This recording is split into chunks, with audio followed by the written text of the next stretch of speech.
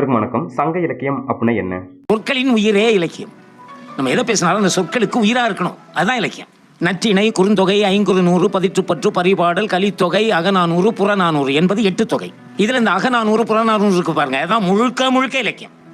மற்றெல்லாம் இலக்கியத்தை சார்ந்தே வரும். இந்த அகநானூறு, புறநானூறு ரெண்டுமே இலக்கியத்தை சார்ந்தது. அகம், புறம், வெளியே உள்ளே அப்படின்னு சொல்றோம்ல, அதுதான் அகநானூறு, புறநானூறு. அப்புறம் 10 பாட்டுன்னு சொல்லுவாங்க. திருமுருகாற்றுப்படை, சிறுபானாற்றுப்படை, பெரும்பானாற்றுப்படை, முல்லைப்பாட்டு, மதுரை காஞ்சி, நெடுநல்வாடை, குறிஞ்சிப்பாட்டு, இதெல்லாம் 10 பாட்டு இதில் வரும். அப்புறம் 11 கீழ்கணக்கு என்னென்னு யாராவது கேட்பாங்களா நம்மளை? 11 கீழ்கணக்குனா நீதி நூல் அப்படின்னு சொல்லுவாங்க. 4 அடியாரில் ஆரம்பிக்கும், 7ஆதி கை நிலையில் முடியும் அந்த 18 நூல்கள்.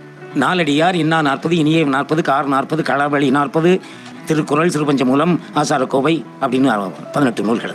இந்த 18 நூல்களில் 4 அடியார் அர்த்தமுள்ள நூல்.